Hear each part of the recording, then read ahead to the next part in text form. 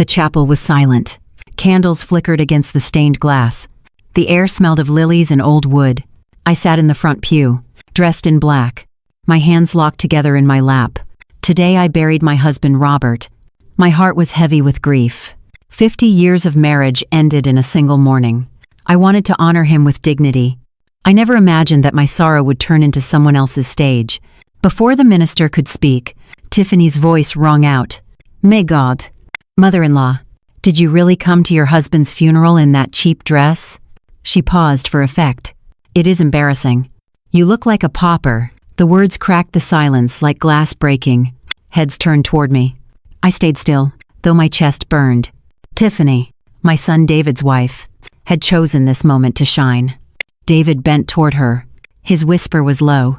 Tiff, please. Not now. She waved him off and lifted her chin. Someone has to say it. I work in luxury retail. I know quality. And this dress, she said, pointing straight at me, is bargain rack. Your mother has no class.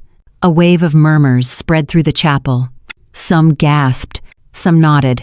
The sting was sharp, not because of the dress, but because of the cruelty. My grief turned heavier. Heather and Rachel, Tiffany's friends, leaned forward to watch. Heather muttered, "Looks like it cost less than $100. Rachel shook her head with fake pity. I pressed my hands together tighter. Around my wrist lay real pearls, cool and heavy, worth thousands. Yet no one here knew. That was the plan. Robert had warned me many times. Margaret, kindness is not weakness, but when someone mistakes it for weakness, you must teach them the difference. His words came back to me in that instant. Still, I stayed quiet. Tiffany grew louder with each word. Poor Robert, she said, with false sorrow. He must be turning in his grave.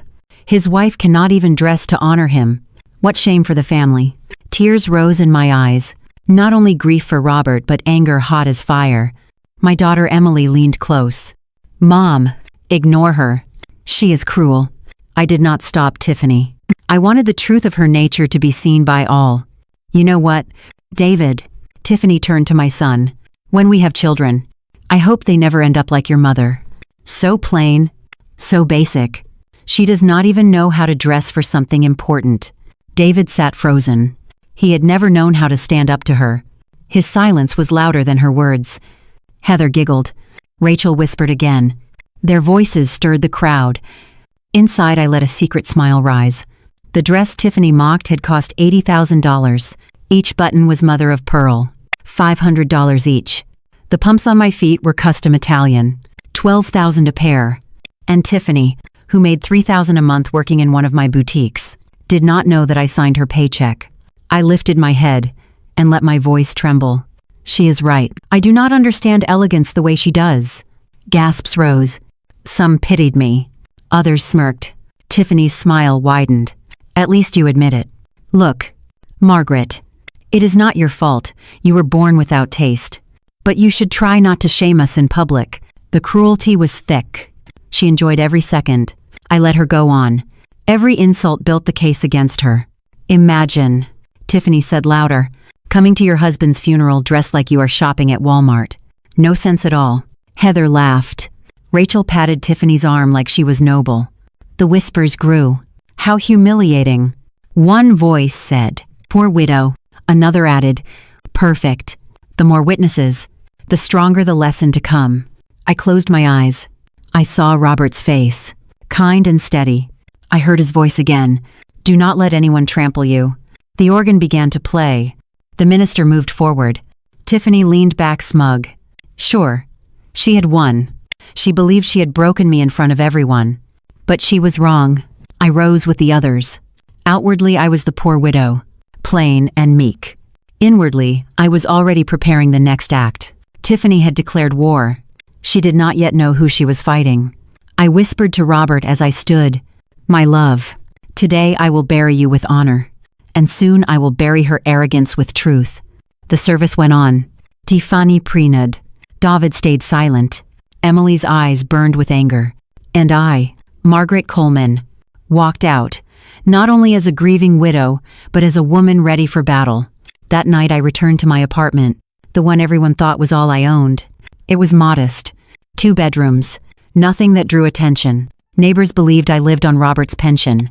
They pitied me. I let them. I slipped off my black pumps and placed them carefully in their velvet box. $12,000 in leather and stitching.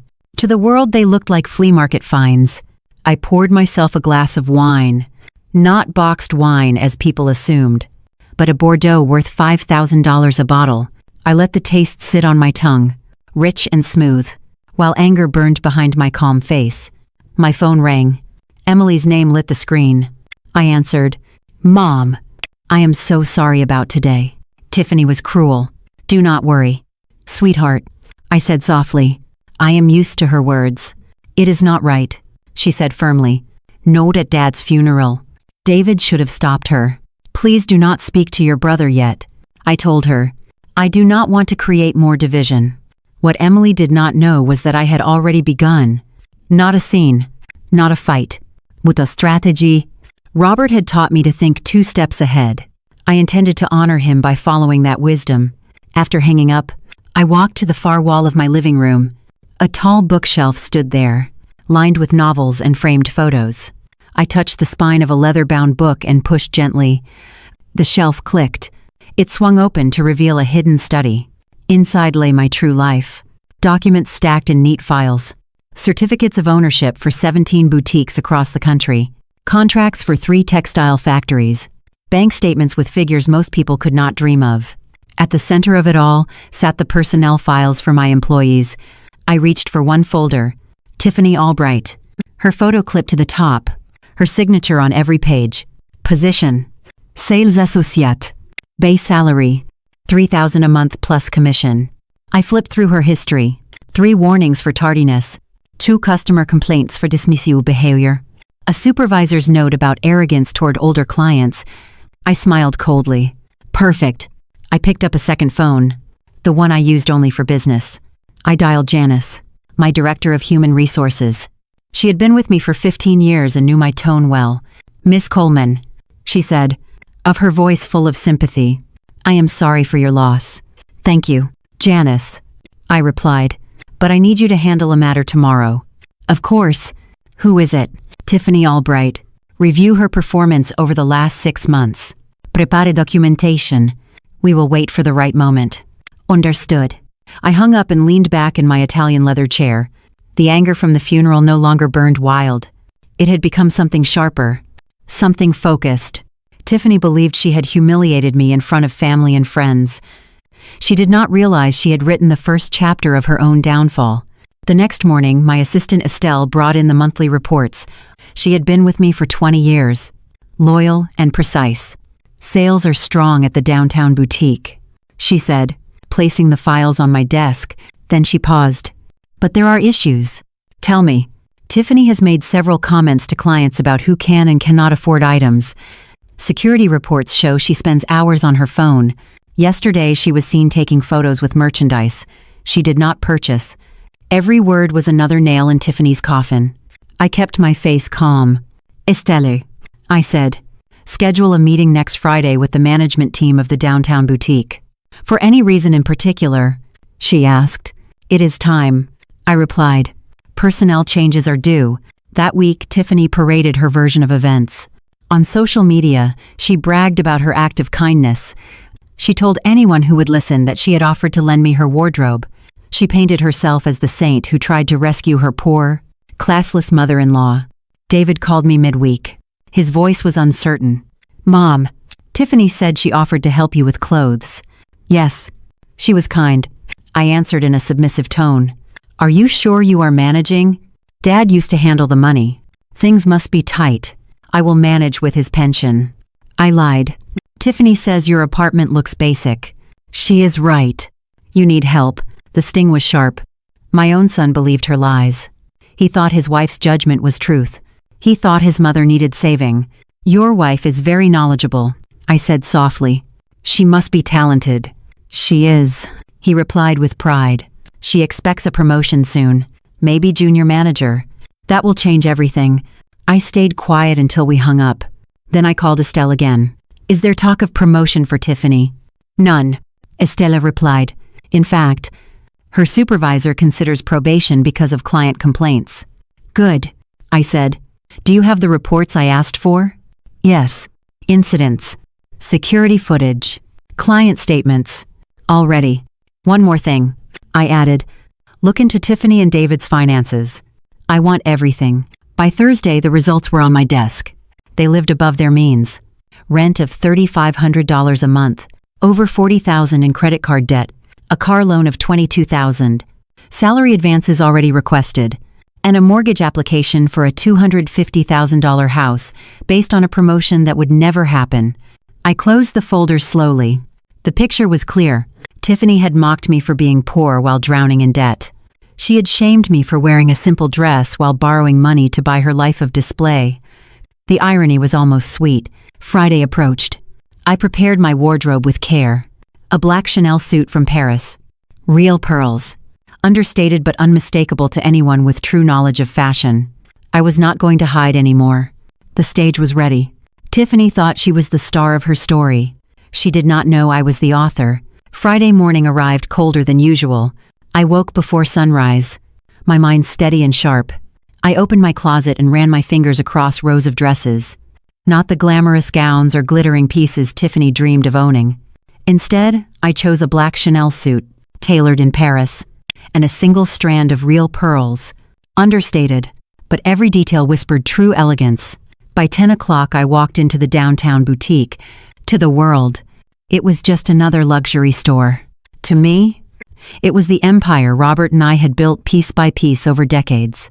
I wanted to see it through the eyes of an ordinary customer, and more importantly, through Tiffany's eyes. The store was alive with quiet energy.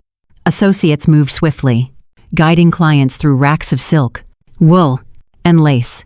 Soft music played overhead. Every detail was designed to create an atmosphere of sophistication.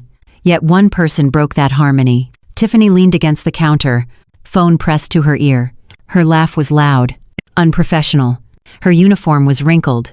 A client waited nearby. Ignored. I slowed my steps and listened. "Girl, you will not believe this," Tiffany said into the phone. My mother-in-law showed up to her husband's funeral looking like a charity case. I swear it looked like she bought her dress at a discount store. I was so embarrassed. The client shifted impatiently, but Tiffany kept talking. "Yeah, I work at the most exclusive boutique in the city. My boss loves me. She is about to promote me to junior manager. Imagine that. And my mother-in-law, she thinks her old black dress is elegant. Pathetic." I moved closer. "Excuse me," I said softly. She turned, annoyed, then froze when she saw me. For a brief second, her eyes showed recognition, but she covered it with a fake smile. "Mother-in-law, what are you doing here?" "I came to shop," I said.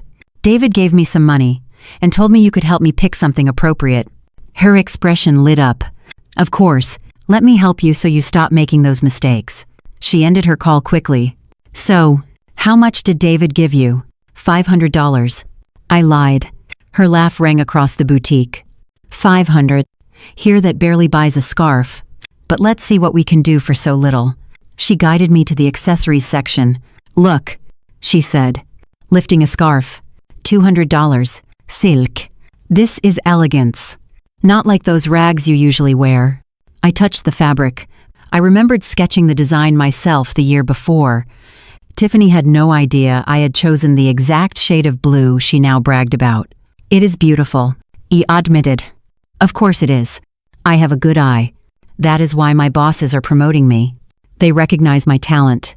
Just then Diane, the store supervisor, approached. "Tiffany, Miss Coleman is waiting for you upstairs." "Tiffany Palette. My boss is here. She wants to see me." "Yes." She said it is urgent. I hid my smile. Tiffany excused herself with a wave of her hand. "Mother-in-law, wait here. I will be back after my important meeting." She hurried upstairs, nerves written on her face. She thought she was meeting her future. In truth, she was walking straight into her professional end. I stayed downstairs and wandered through the racks. Other associates greeted me with polite smiles. They offered help, spoke with respect, and treated me as if I were important, no matter how simply I appeared. That was how I trained them. That was the value Robert and I had built into this business. A young associate named Chloe approached me. "Can I help you today?" she asked gently. I was being helped by the woman with curly hair. I said, You mean Tiffany? Chloe looked uneasy. Yes. What do you think of her service? Chloe hesitated, then chose her words carefully. I prefer not to speak badly of colleagues, but some people believe working here gives them the right to judge clients before helping them. Her honesty touched me. And what did training teach you? That every client deserves the same respect and attention, no matter how they look or what they wear. I felt pride swell inside me. Your boss must be wise, I said. They say she is, Chloe replied, though I have never met her. At that moment, Tiffany came back down the stairs. Her eyes darted, confused. She had not found me in the office because I was standing right here. She spotted me near Chloe. Mother-in-law. I am sorry. My boss had to step out, but I am sure she was going to tell me about my promotion. Her lies piled higher. Chloe quietly stepped aside. Watching, Tiffany straightened her shoulders. Now, where were we? Oh yes. Your budget? $500. Let me show you clearance items. That is more your range. She led me to the back, to the racks where discounted pieces hung. She pulled out a gray dress marked down to $400. This suits your age and figure. You cannot handle the exclusive line, but this is fine for you. I looked at the dress. I remembered why I had discontinued it. The stitching was flawed. Tiffany thought she was offering me dignity, but she was handing me rejected work. You know what, Tiffany? I said softly. I think you are right about me lacking style. She smiled, triumphant. It is the first step toward improvement. But tell me, I asked, what if someone pretended to be poor but actually had money? How should you treat that person? Tiffany laughed. That only happens in movies. Rich people want to show off. They do not hide it. I nodded slowly. Interesting. Just then, Estelle entered the boutique. Poised and calm, she looked at me with respect. Ma'am, they are waiting for you upstairs. Tiffany frowned. Excuse me, who are you? I am Miss Coleman's personal assistant, Estelle said. Tiffany blinked. What does my mother-in-law have to do with your boss? Estelle met my eyes. I gave a small nod. She turned back. Your mother-in-law is my boss. The color drained from Tiffany's face. The room went silent. Employees nearby froze.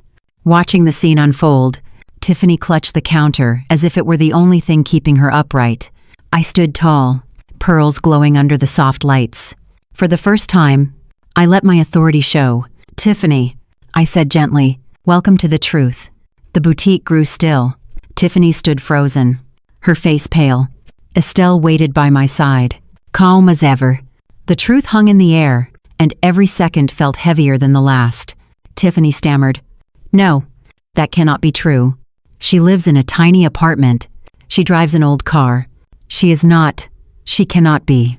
She is, Estelle said firmly. Margaret Coleman is the founder and owner of this chain of boutiques. The silence deepened. Tiffany's lips trembled. She looked at me as though she were staring at a stranger. Mother-in-law? Is this real? Yes, I said softly. It is real. You have been working for me for 2 years. Tiffany, and today you will answer for the way you have chosen to behave. Her hands shook as she clutched the counter. I did not know. If I had known. That is the problem, I interrupted. Respect should not depend on what you know about someone's wealth. It should come naturally, but for you it does not. Employees had gathered quietly nearby. Their eyes were wide. They had never seen me in public as their true employer. Tiffany looked around at them, desperate for support, but no one moved. Estelle, I said, bring me the reports. She placed a thick folder in my hands. I opened it with care. Tiffany Albright, sales associate, hired 2 years ago. 3 warnings for tardiness. 2 customer complaints. Hours spent on personal calls while clients waited. And most recently, mocking a widow at her husband's funeral. Tiffany's knees buckled. She dropped into a chair. Please. I can explain. I never meant. You never meant to be overheard. I said. That is different from never meaning to be cruel. Tell me, Tiffany, when you mocked me in front of my family, was that also a mistake? She covered her face with her hands. I thought you were poor. I thought you had no class. I thought, yes, I said. You thought wrong. And now, The entire store sees the truth of your character. Diane, the supervisor, stepped closer. Her expression was calm but firm. Miss Coleman, would you like me to document this incident? Yes, I replied. Let it serve as an example to every associate in this company. Tiffany cried harder. Please. Miss Coleman, I need this job. We have debts. We are buying a house. If you take this away from me, everything will collapse. I kept my voice even. You chose to live beyond your means. You chose to lie about promotions that did not exist. You chose to treat clients like they were beneath you. Those choices are yours, not mine. Give me another chance. She begged. I will change. I swear I will. You are 32 years old, I said quietly. If you have not learned basic respect by now, you will not learn it in my company. Estelle placed a set of papers on the counter. Termination documents are ready. Mom. Tiffany's eyes widened. No, you cannot do this. This is personal revenge. I shook my head. No, this is business. Customer mistreatment. Documented violations. Dishonesty. I am simply applying company policy. Her cries filled the boutique. Some clients who had been browsing stopped to watch. Tiffany's perfect image cracked apart. She had wanted an audience when she humiliated me at Robert's funeral. Now she had an audience for her own fall. 2 security guards entered quietly.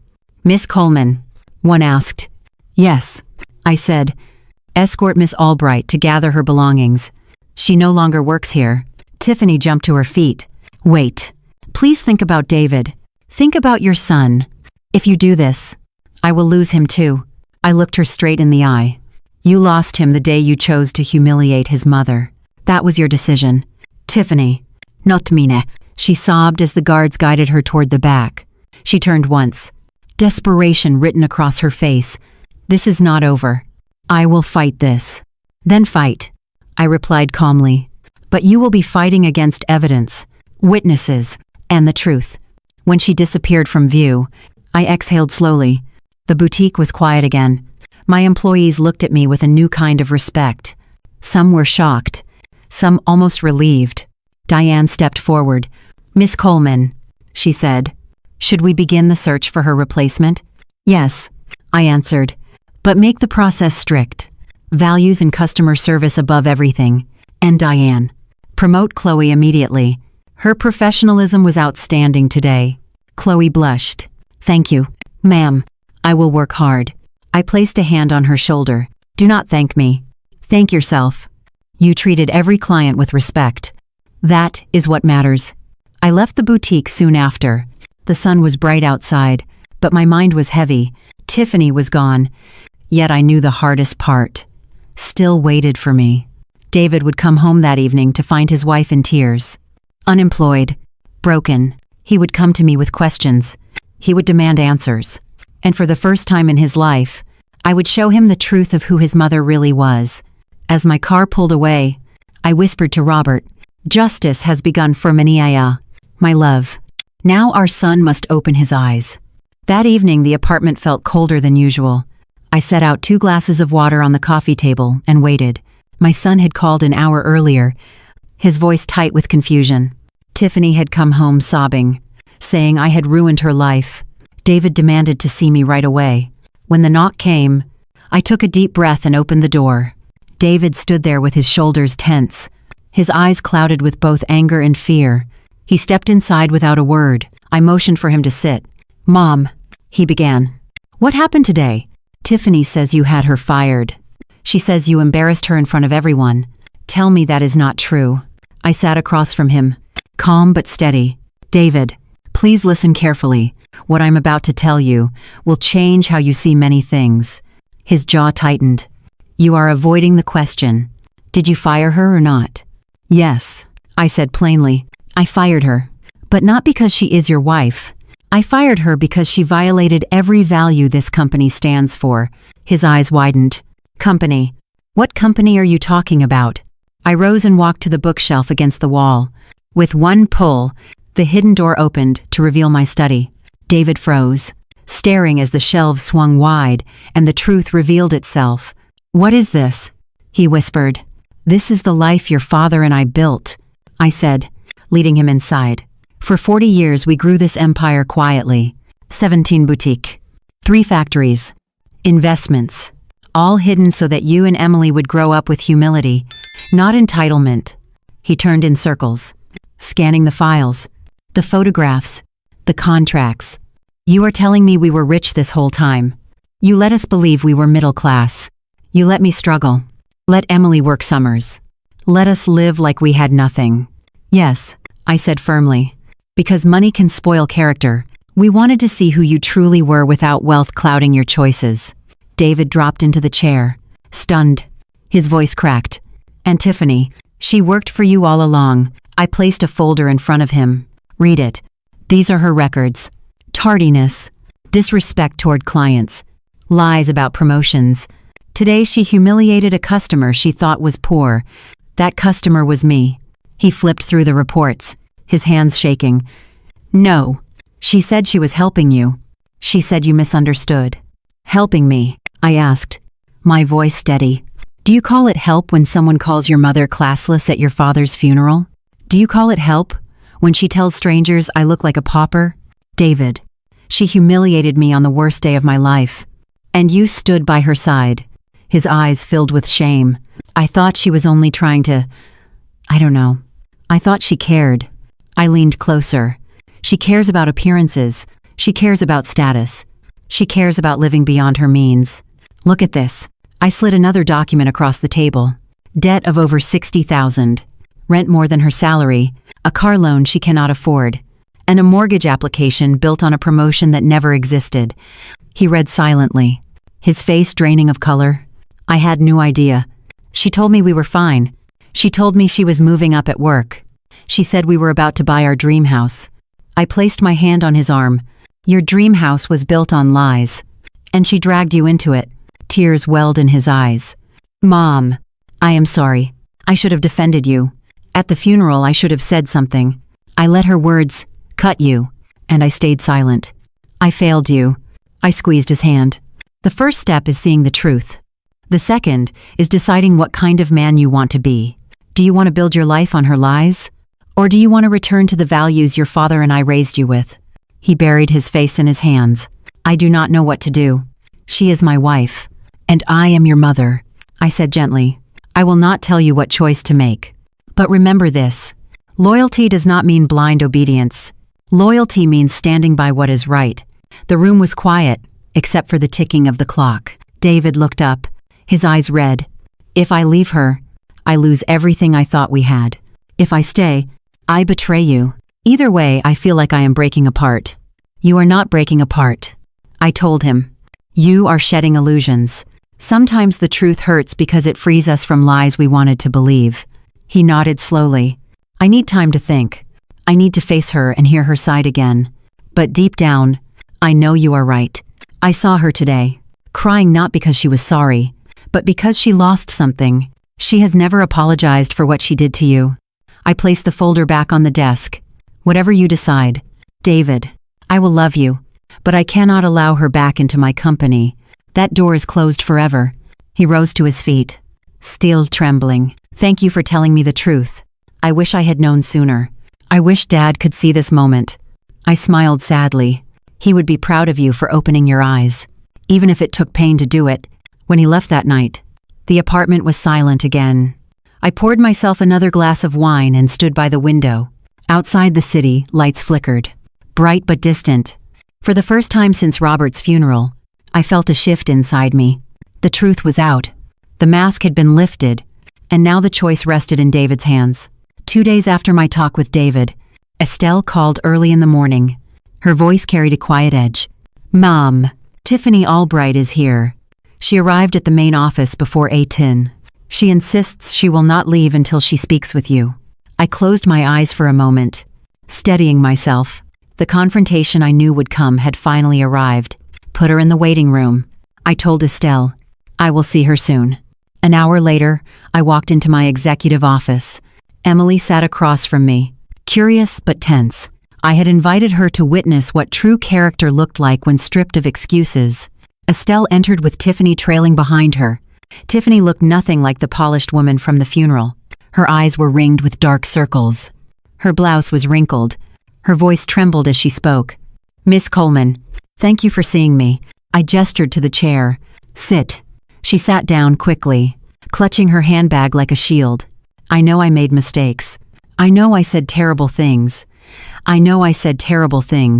But please, I need you to give me a second chance. Emily folded her arms and leaned forward. A second chance. You humiliated my mother at my father's funeral. Do you even realize what you did? Tiffany's lips trembled. I was trying to help her image. I thought if I said the truth, maybe people would see. Help. Emily cut her off. Calling her classless in front of family and friends was help. Tiffany looked down. Silent. I decided to push further. Tell me, Tiffany, what do you think you did wrong? She shifted uneasily. I should not have spoken that way at work. And I should not have used my phone on the sales floor. And maybe I should not have been late so often. Anything else? I pressed. She hesitated, then shook her head. No, that is all. Emily's eyes flashed with disbelief. You really do not get it. The funeral. Tiffany. The cruelty. That is what this is about. I was being honest. Tiffany muttered weakly. I leaned forward. Honesty without compassion is cruelty. And you reveled in it. You turned my husband's funeral into your stage. Tiffany began to cry. Please, do not punish me forever for one mistake. One mistake. Emily's voice rose. For 2 years, you disrespected her. For 2 years, you mocked her clothes, her home, her life. That is not one mistake. That is who you are. Tiffany's tears spilled faster. I can change. I can take classes. I can learn humility. I swear I will do anything. And why would you do that?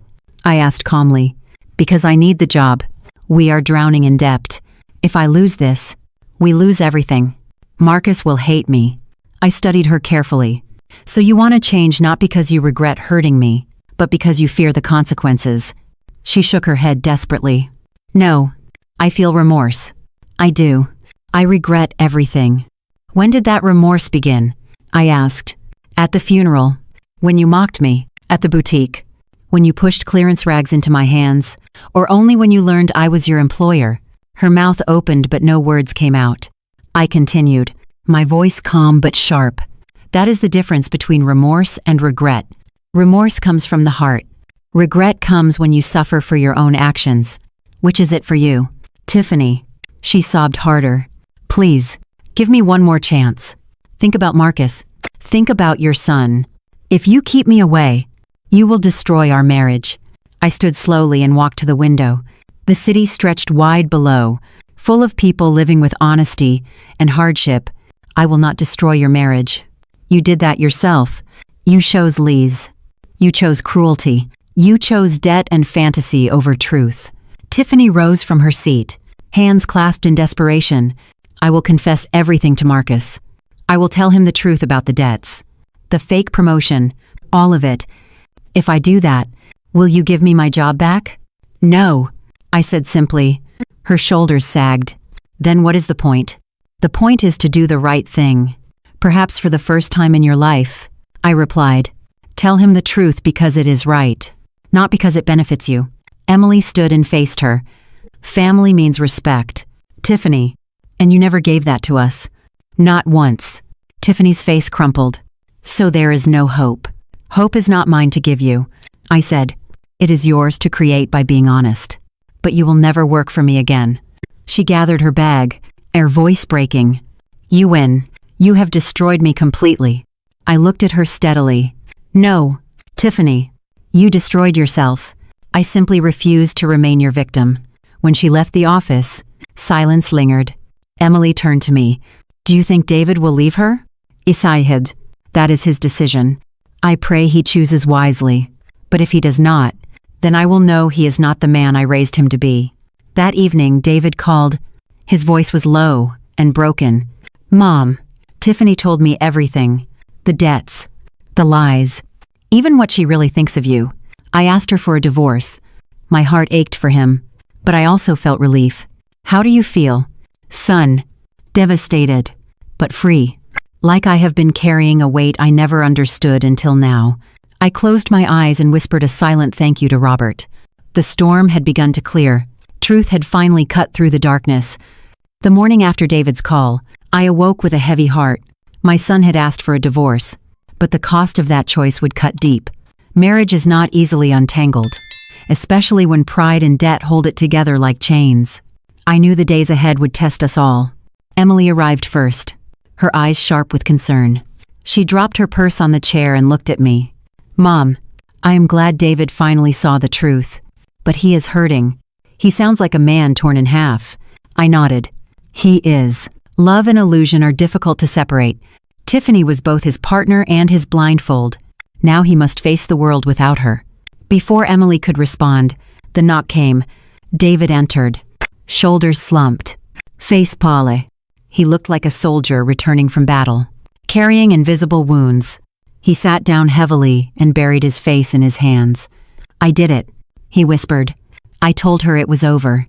Tiffany cried, screamed, begged, but I could not live with the lies anymore. Emily placed a hand on his arm. "You did the right thing. David." She never respected Mom. She never respected you either. She only cared about money and appearances. He lifted his head, eyes red. I still loved her. For years I thought she made me better. Now I see she only fed my vanity. I feel ashamed for letting her poison my view of my own mother. I leaned forward, steady but gentle. Shame can either break you or teach you. Which path you choose is yours. David clenched his fists. Marcus the son, David the husband, all mixed together. I failed both roles. How do I move forward? By remembering who you truly are, I said. You are the man Robert and I raised. Humble, hard-working, capable of love. Tiffany clouded that. Now, you must rebuild. Emily's voice grew firmer. Rebuild with honesty. No more secrets. No more pretending. And no more women who treat our family like dirt. David gave a faint, broken laugh. Easier said than done. We sat in silence for a while. The apartment felt tight, as if the walls themselves listened to our grief. Finally, David spoke again. Tiffany said something before I left. She said I would regret this forever. She said no one would ever love me the way she did. And part of me wonders if she is right. I met his gaze. If her love required you to betray your mother, then it was not love. If her love demanded lies, humiliation, and debt, then it was not love. It was control dressed up as affection. Emily added softly. True love lifts you. It does not tear you down. David's eyes brimmed with tears. I want to believe that. But tonight I will go back to an empty apartment. The silence will be unbearable. You will not be alone. I said firmly. Come here. Sit with us. Eat with us. Lean on us. That is what family is for. For the first time, a small measure of peace crossed his face. He nodded. I will. Thank you. Later that afternoon, Emily and I prepared a simple meal. Chicken, rice, and vegetables. Nothing fancy, but filled with care. David ate quietly, like a man remembering what home felt like. Between bites, he spoke of debts, of the bills Tiffany had hidden, of the mortgage application she had forged, with false hope. She left us drowning, he said bitterly. We were living in a house of cards. I thought I was providing for her, but in truth, I was just financing her pride. I listened, and then handed him another folder. This is everything Estelle discovered. Bank statements, credit reports. I wanted you to see the full truth. He opened it slowly. Each page struck him like a blow. His face tightened with every line. At last he closed the folder and leaned back. Defeated. I see now. I see all of it. She was never building a life with me. She was building a show. Emily placed her hand on mine. Mom, we need to protect him. He is vulnerable. If Tiffany tries to come back, he might give in out of weakness. I know, I said, but protection cannot mean control. He must choose for himself, or he will never truly heal. The evening wore on. We sat together, three souls bound by shared pain and fragile hope. David's eyes softened as he spoke of childhood memories, of Robert teaching him to fish, of me packing lunches with care even when money was tight. I forgot those lessons, he admitted. Tiffany made me forget, but I want to remember again. I want to be the son you deserve. My heart swelled with both pride and sorrow. Then begin today. David, start by walking in truth, no matter how heavy it feels. Night fell. He left with a firmer step than when he had arrived. Emily hugged me before she went home. We are a family divided. Mom, but maybe this pain will knit us back together. I stood at the window after they left. City lights flickering in the dark. Robert's voice echoed in my memory. Margaret, storms reveal who we are. Do not fear them. I whispered to him softly. The storm is here, my love. But our children are learning to stand clothed. The following week, I invited David to the main office. He had asked me for a chance to start over. To prove he could live with honesty, I knew the path would be difficult. Yet a part of me longed to see my son step into his father's shoes. Not Tiffany's shadow. When he arrived, he looked nervous but determined. He wore a plain shirt and slacks. Nothing flashy. No designer labels. It reminded me of the boy he once was. The boy who helped his father sweep the floor of our first boutique. Mom, he said quietly, thank you for letting me come here. I want to learn. I want to understand the business you and Dad built. I smiled gently. This is not charity. David, if you work here, you will work harder than anyone. Do you understand? He nodded. Yes, I am ready. I introduced him to Estelle first. She handed him a thick binder. This is orientation, she explained. You will start an inventory, learning the basics. If you want to move up, you will earn it. David accepted the binder with both hands. I will. We began the tour. He walked through the stockroom, where boxes were stacked from floor to ceiling. Workers moved with quiet efficiency, scanning barcodes, checking lists.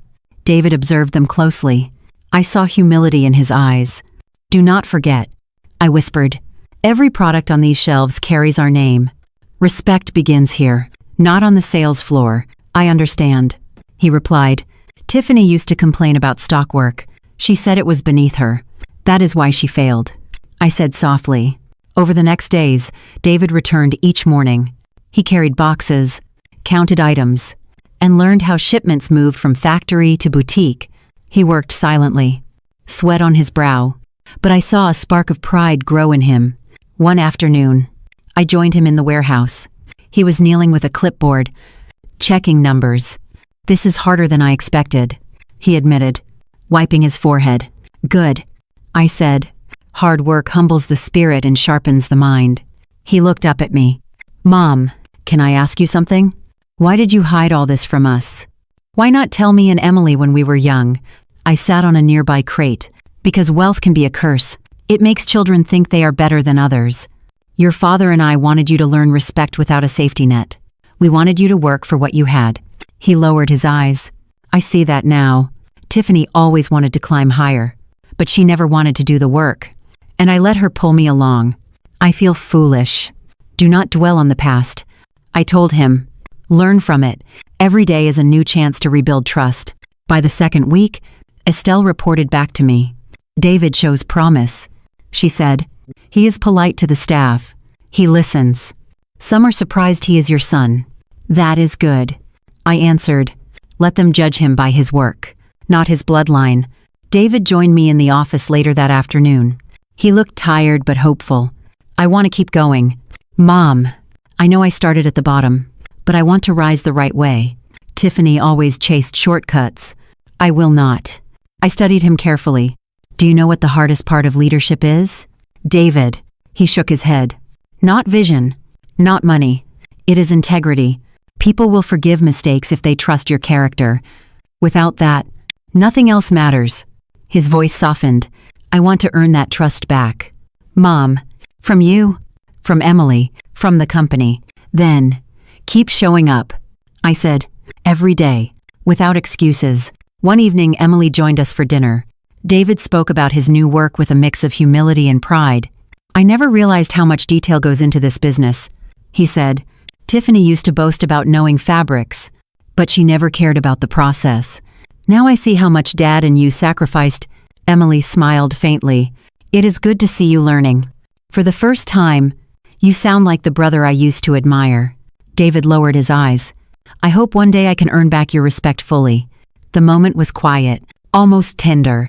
For the first time in months, I felt a fragile thread of healing weaving between us. Yet storms still brewed outside. Tiffany had not disappeared. I heard whispers that she was telling her friends she had been betrayed. She painted herself as a victim, abandoned by both husband and employer. I chose not to answer her lies. Truth has its own power, and I knew her mask would fall in time. Instead, I focused on David. Each day he grew stronger. Each day he shed another layer of pride. One night, as I closed my office, he stopped me at the door. His eyes were steady. "Mom, I want to thank you, not just for giving me a chance to work, but for not giving up on me even when I failed you." My throat tightened. "You are my son, David. I will always fight for you. But you must fight for yourself too." He nodded. "I will." When I drove home that night, the city lights blurred through my windshield. For the first time since Robert's funeral, hope warmed me. My son was not lost. He was learning, brick by brick, to rebuild his life with truth. And maybe, just maybe, our family could rise from the ashes together. Weeks passed, and the rhythm of life slowly returned. David kept showing up at the warehouse each morning. His hands grew rough from lifting boxes. His back ached, yet he never complained. Each evening he returned to me with new questions, eager to understand how the business worked, from the ground up. For the first time in years, I felt a fragile peace within our family. Emily remained protective but warmer toward her brother. Over dinners, she asked him about his work, and he answered humbly. The sharp edge of their rivalry had begun to soften. One night, as we cleared the table, David looked at me. "Mom, I keep thinking about Dad, about the lessons he gave us. Do you ever feel like we are supposed to do more than just run boutiques?" His words struck me. For months, I had been carrying a thought, one that burned brighter each time I remembered Robert's kindness. "Yes," I said slowly. "Your father always wanted our success to serve others, not just ourselves." Emily leaned forward. "What do you mean?" I set down my glass of water. "Robert and I used to talk about starting a foundation, something that would lift people who had little education, mentorship, opportunities. We never did it because life kept moving. But now, after everything, I believe it is time." David's eyes widened. "A foundation. That would be incredible. But where would we begin?" "With the truth," I answered. "With our story. We have seen how pride destroys, how cruelty wounds, and how respect heals. If we can pass that on, then Robert's legacy will live in more than just buildings and bank accounts." The idea took hold quickly. Within days, I called Estelle and asked her to prepare research on charitable models. She brought me thick binders filled with data, grants, scholarships, community programs. I read every page, making notes late into the night. David joined me in the study, sitting across from me with his own notebook. He sketched ideas clumsily, but with passion. What if we start with mentorship for young workers? People like Chloe at the boutique. She has potential but no family resources. A foundation could give her training, maybe even scholarships. I smiled at his eagerness. "Yes, that is exactly what your father would have wanted." Emily visited the next day and listened as we shared our thoughts. At first she was cautious. "Are you sure this is the right time?" "Mom, we are still healing." "Yes," I said firmly. "That is why it must be now. Healing is not only for us, it is for others too. If we build something that helps people, our wounds will begin to carry meaning." She nodded slowly. "Then I am in. Let's do this together." The next weeks were filled with planning. Estelle arranged meetings with lawyers and accountants. We brainstormed names, and at last we chose one that made my heart swell. The Robert Coleman Foundation. The first time I saw the name printed on paper, I felt tears rise. "Robert," I whispered, "your dream is alive." At the inaugural board meeting, David sat beside me. Emily across the table. Estelle guided us through legal steps. "The foundation will focus on 3 pillars," she explained. "Education for underprivileged youth, training for young workers, and emergency aid for families in crisis." David added, "We should also highlight respect and humility. Those values should shape every program. Without them, we are just another charity." I glanced at him with quiet pride. He was beginning to sound less like a broken man and more like the son Robert and I had hoped he would be. Not everyone approved. Word spread quickly, and soon Tiffany's name returned to my ears. She had been telling anyone who would listen that the foundation was only a cover to polish my reputation, that I had fired her unjustly, and now sought to buy respect through charity. At first her words stung, but then I realized something important. Her bitterness could not touch the truth of what we were building. People would see for themselves soon enough. One evening, as we finalized the charter, David leaned back in his chair. "Mom, when you fired Tiffany, I thought you had destroyed my life. Now I see you saved me from it. And more than that, you opened a new path for me." I reached across the table and took his hand. "I did not save you, David. You chose to open your eyes, and now you are choosing to walk in truth. That is what matters." Emily smiled at us both. This is what Dad wanted. A family united, serving others, not chasing status, but lifting people. The moment was small but powerful. For the first time since Robert's passing, I felt him near, as if his spirit stood at the head of the table, blessing our decision. We ended the night by drafting our mission statement. The words were simple. We believe respect is the foundation of true wealth. We honor dignity above status, humility above pride, and people above possessions. When I read it aloud, silence filled the room. Then David whispered, "Dad would be proud." I looked at my children, grown, but still learning, and felt a new strength rise in me. The storms had not ended, but the first seeds of something greater had been planted. As I closed the binder, I thought of Robert's final words to me in the hospital. "Promise me you will not hide your strength." I smiled through tears. I kept the promise. Robert, and now the world will see it. The day of the launch arrived faster than I expected. Weeks of planning had flown by, leaving us with polished speeches, banners, and invitations sent to community leaders. The Robert Coleman Foundation was ready to step into the light, yet even with all the preparation, my heart beat faster than usual as I looked at my reflection in the mirror that morning. I chose a navy blue suit, elegant but simple, pearls at my neck, the same strand I had worn since Robert's funeral. This time they no longer felt like chains of grief, but like a promise of strength. "Robert," I whispered, "today your name will shine." The event was held in one of our largest boutiques, transformed into a hall with rows of chairs and a stage at the front. Workers had decorated with flowers, and the air buzzed with quiet excitement. Emily stood by the entrance greeting guests, while David helped arrange seating. For the first time in years, I saw pride in his posture. As the crowd filled the room, I caught sight of familiar faces, community leaders, young students, even clients who had shopped with us for decades. They came not to buy but to listen. Some whispered, curious about why a private woman like me was stepping forward now. Estelle tapped my shoulder gently. "It is time."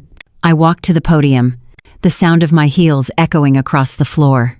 The murmurs quieted. I looked out at the sea of faces and felt a swell of emotion. "Thank you all for coming," I began. "My name is Margaret Coleman. Many of you know me only as a quiet widow or as a presence behind the boutiques you love. But today I stand here not to speak of clothes or commerce. Today I speak of legacy." I paused, steadying my voice. My husband, Robert Coleman, believed that true wealth is measured not in dollars but in dignity. He believed respect, loyalty, and compassion are worth more than any fabric or jewel. In his honor, we are founding the Robert Coleman Foundation, dedicated to giving opportunities to those who need them most. The crowd listened intently. Emily watched me with tears in her eyes. David sat near the front, his hands clasped tightly, as if he were holding on to every word. "Our mission is simple," I continued, "to provide education for underprivileged youth, training for young workers, and emergency aid for families in crisis. We want to lift people up, not just sell to them. We want to remind the world that every person deserves respect, regardless of age, color, or circumstance." Applause rose gently, then grew stronger. I let the sound wash over me. For the first time since Robert's passing, I felt the weight of grief transform into purpose. David stood next. His voice shook at first, but then grew firm. "My mother built this business with my father's vision. I have learned recently how important humility is.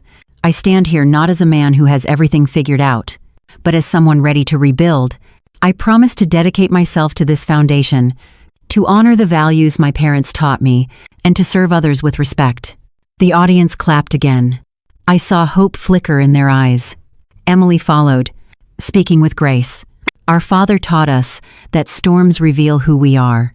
As a family, we have faced storms, but together, we are choosing to rise stronger, not only for ourselves, but for those who need us.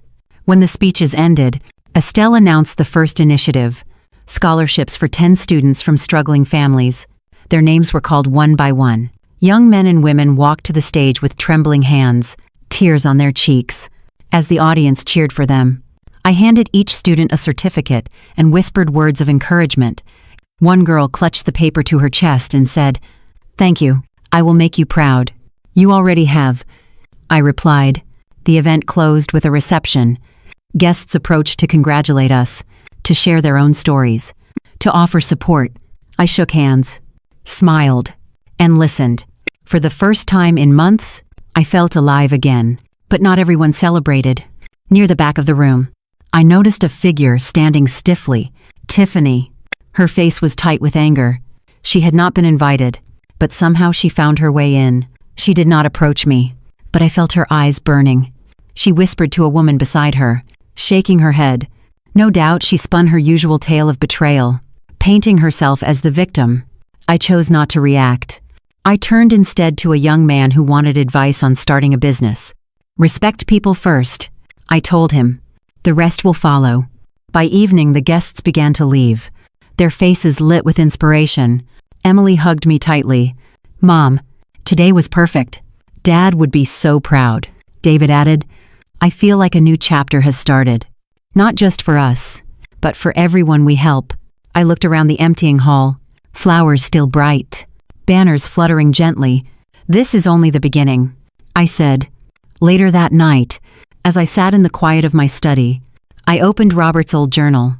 Inside, in his steady handwriting, were the words he had written years before. "Our wealth means nothing if it does not change lives." I traced the letters with my fingers and whispered, "It has begun. Robert, your dream is alive." The morning after the launch, I awoke to the sound of my phone buzzing nonstop. At first, I thought it was congratulations from friends or community leaders. But when I unlocked the screen, I saw headlines spreading across social media. Sales associate claims foundation is a cover-up. Boutique heiress accused of hypocrisy. My stomach sank. Tiffany had found her way to the press. I scrolled through articles.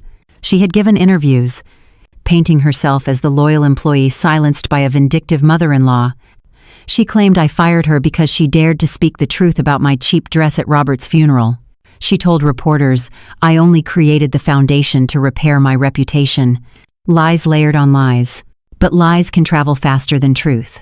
David stormed into my apartment an hour later, waving his phone. "Mom, have you seen this? She's everywhere. She's making you sound like a tyrant." Emily arrived soon after, looking pale. "People are commenting online. Some are defending you, but others believe her. They say you punished her for speaking her mind." I took a deep breath. "Let them talk. We will answer, but not with anger. We will answer with facts." Estelle called from the office. "Ma'am, reporters are gathering outside the boutique. Some are demanding a statement. Should we prepare one?" "Yes," I said firmly, "but it must be measured. No insults. No defensiveness. We state the truth." By noon, I stood before cameras outside the downtown boutique. The flashing lights reminded me of fashion launches from decades ago, but this time the stakes were heavier. "I want to address recent claims," I began. My voice was calm but carried. "Yes, I am the owner of this company. Yes, I terminated the employment of Tiffany Reed. The reasons are clear. Repeated lateness, customer complaints, and inappropriate conduct in the store. This is documented by supervisors and cameras. Her dismissal had nothing to do with personal grudges and everything to do with professional standards." I paused, letting the words settle. As for my dress at my husband's funeral, I will only say this. Robert knew who I was. He valued my heart, not my clothing. I do not need to defend myself further. Reporters shouted questions. "Is the foundation just damage control?" "No," I replied. The Robert Coleman Foundation was planned months before Tiffany's dismissal. Yesterday we awarded scholarships to 10 students. Next month, we will provide housing aid to families in crisis. These are not stunts. They are commitments. Another voice pressed. Will you sue Tiffany for defamation? I looked directly into the cameras. I do not sue for gossip. I let actions speak. Those who choose to believe lies will see the truth in time. The conference ended, but the battle had only begun. That evening, television hosts debated my sincerity. Some praised my composure. Others said I was hiding behind wealth. I turned off the television. Noise could not decide my path. The next day, letters began arriving at the boutique. Some offered support, praising the foundation. Others were cruel, accusing me of arrogance. Emily read one and tossed it aside angrily. How can strangers judge without knowing the truth? Because outrage is easier than understanding. I told her, our job is to remain steady. Let our work speak louder than her words. Meanwhile, Tiffany escalated. She filed a wrongful termination lawsuit, demanding compensation. She claimed emotional distress and discrimination. David clenched his fists when he read the notice. This is madness. She humiliated you at Dad's funeral. She lied about her job. And now she wants money. Yes, I said softly, because she thinks money will silence us. But she will discover that money does not buy integrity. Our legal team prepared responses. Estelle gathered all the documents, reports, recordings, complaints from customers. We had a mountain of evidence. Yet I knew courts could still be swayed by emotion. Tiffany's tears in front of a judge could blur the truth. One evening, after hours of meetings, I sat alone in my study. Robert's journal lay open on the desk. His words echoed. Storms will come. Margaret, stand firm. Let character be your compass. I closed my eyes. Robert, the storm is here. Guide me. The following week, the first hearing took place. Tiffany arrived in a designer dress, clearly borrowed or rented, and walked with forced confidence. Her lawyer painted her as the brave employee standing up to corporate abuse. I sat quietly, listening, my pearls resting cool against my skin. When it was our turn, our attorney presented video clips. Tiffany laughing on her phone while customers waited. Tiffany mocking a client's simple clothes. Tiffany telling coworkers that poor people don't belong in boutiques. The courtroom murmured. Her mask slipped. During cross-examination, her lees unraveled. Dates did not match. Claims contradicted documents. By the end, she looked small, almost disparity. Yet as I watched, I felt no joy, only sorrow that she had chosen this path. After the hearing, Emily hugged me tightly. Mom, you were amazing. You didn't even flinch. It was not me. I whispered. It was the truth that spoke. Still, I knew the battle was not over. The press would twist events. Tiffany would not give up easily. But the foundation had momentum, and our mission was clear. That night, as I walked through the boutique alone, I looked at the dresses on display. Fabrics of silk and lace shimmered under the lights. But I thought of the scholarships, the children who would now dream bigger. That was the real fabric of our legacy. Storms may rage, I murmured, but we will not bow. The final day of the trial arrived with gray skies overhead, the pauseless overhead. I took it as a sign that truth was ready to break through the storm. I dressed simply in a navy suit. The same one Robert once said, made me look strongest. Emily and David walked beside me into the courthouse. My children looked steadier now, not as shaken as in the beginning. They had learned what it meant to stand in the light of truth. Inside, Tiffany sat across the room. Her posture was rigid, hair eyes darting nervously. She wore another borrowed designer dress, but her confidence was fading. The room buzzed with reporters, lawyers, and curious onlookers. The judge entered, and silence fell. He reviewed the evidence once more, his voice calm but firm. After considering the testimony, the documents, and the recordings, the court finds no evidence of wrongful termination. The claims of discrimination are unsubstantiated. The lawsuit is dismissed. The words landed with finality. Tiffany's lawyer slumped. Defeated. Tiffany gasped as if the air had left her lungs. I closed my eyes for a moment, whispering a prayer of thanks. Justice had been served. But the judge continued. Furthermore, the court finds credible evidence of misconduct by the plaintiff. This will be referred for review by the appropriate authorities. Action in Apritis. Gasps spread through the room. Tiffany's face drained of color. Reporters rushed out, eager to publish breaking news. Emily squeezed my hand. "Mom, it's over. You won." I shook my head. "No, Emily. No one wins in a case like this. We only endure." Outside, cameras flashed. A reporter shouted, "Mrs. Coleman, do you have anything to say about the verdict?" I stepped to the microphones.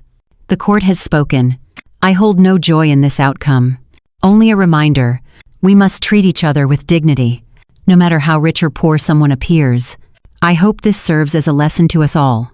I turned and walked away, refusing to bask in triumph. Robert would have wanted humility. That evening, the family gathered in my apartment. Emily brought dinner. David poured wine. For the first time in weeks, the atmosphere was light. David leaned back and said, "Mom, you carried yourself with so much grace. I don't know how you stayed calm through it all, because anger never wins." I told him, "Only patience and truth can endure storms." Emily smiled softly. "The foundation is already receiving letters from families who want to apply for help. People are talking less about the trial and more about the scholarships." "Good," I said. "That's where the focus belongs. On building, not tearing down." Later that night, after the children left, I sat alone in Robert's chair by the window. The city lights glowed against the dark sky. I whispered, "We made it. Robert, our values held firm. Our children see the truth now." The following weeks confirmed it. Donations to the foundation increased. Students wrote letters, thanking us for giving them hope. Families sent photographs of homes repaired, children smiling in new classrooms. The noise of Tiffany's accusations faded into the past, replaced by a steady hum of gratitude. One afternoon, while visiting a school supported by the foundation, I watched a group of children painting a mural. Bright colors covered the wall. Suns, stars, open books, flowers reaching upward. A young girl tugged my sleeve and said, "Thank you for helping us. I want to be a teacher someday." Tears filled my eyes. "You will be," I told her. "And when you are, remember to lift others the way you've been lifted." That moment was worth more than every headline, every verdict. Months passed. One day, a letter arrived with Tiffany's handwriting. I hesitated before opening it. Inside, her words were shaky but honest. "Mrs. Coleman, I know I cannot undo what I did. I let pride blind me. Losing everything forced me to see who I really was. I am sorry for the pain I caused you. I don't ask for forgiveness, only that you believe I have changed. I am working now in a small store, and I treat every customer with respect. That lesson came from you." I sat quietly for a long time, the letter resting in my lap. At last, I folded it and whispered, "Maybe there is hope for her too." The story that began with humiliation at Robert's funeral had traveled far, leading those undo tananetting. It had tested my patience, my strength, and my family's loyalty. It had forced hidden truths into the open. But in the end, it had given birth to something larger, a foundation that would outlive me. A legacy built on respect, humility, and compassion. On the anniversary of Robert's passing, we held a quiet gathering at the cemetery. Emily placed flowers. David read a passage from Robert's journal. I spoke softly. "We kept your words, Robert. We taught them not to confuse kindness with weakness, and we turned pain into purpose." As the sun dipped low, a sense of peace filled my heart. This was not just an ending. It was a beginning. 6 months passed, and life began to find its rhythm again. The storms that once shook our family had settled into calm waters. The Robert Coleman Foundation was no longer just a name on paper. It had become a living force. Every week, I visited schools, shelters, and community centers touched by our work. The foundation provided scholarships, built libraries, and repaired homes for families who had lost hope. At each visit, I saw faces light up. Children dream bigger, and parents stand taller. Those smiles became the true measure of success. Emily often joined me on these visits. She loved to sit with the children, reading books aloud while they gathered around her like little sparrows. David spent time in the office, learning the ropes of the boutique business from the ground up. To my surprise, he thrived in the humility of hard work. He told me once, "Mom, Every customer teaches me something new. At home, the silence after Robert's passing was still there, but it no longer felt heavy. Instead, it carried a sense of peace. On quiet evenings, I sat by the window with a cup of tea, thinking of Robert's words. Let kindness be your strength. Let respect be your legacy. Now, those words guided not only me, but my children too. As for Tiffany, I heard little. Occasionally, her name surfaced in small circles. She was working at a modest shop, away from cameras and attention. I did not hate her. If anything, I hoped she had found humility at last. Some lessons can only be learned the hard way. 1 year after the foundation's launch, we held a celebration at a local community center. Children performed music, families spoke of how their lives had changed, and teachers shared how classrooms had grown. Standing there, surrounded by voices of gratitude, I realized this was not just about Robert and me. It was about the countless lives still unfolding. The legacy was alive. I felt Robert's presence that night more than ever. His quiet strength, his steady hand, his belief that kindness should never be mistaken for weakness. It was all here. His dream had become our reality. Looking back, I see the journey clearly. Humiliation turned into resilience. Lies gave way to truth, and grief became the seed of hope. The lesson is simple but eternal. We must never measure people by what they wear, what they own, or how they look. True worth is found in respect, loyalty, and love. That is the foundation no storm can destroy. If this story touched your heart, I invite you to stay with us. Subscribe and become part of a community that believes in dignity, compassion, and second chances. If you enjoyed her true stories, share them with someone who needs hope today. If you have been inspired by her true stories, let your voice be heard in the comments below. If you want to continue hearing her true stories, make sure to turn on the notification bell. And if you believe in the power of kindness, stay connected with her true stories, because the next chapter may change the way you see the world.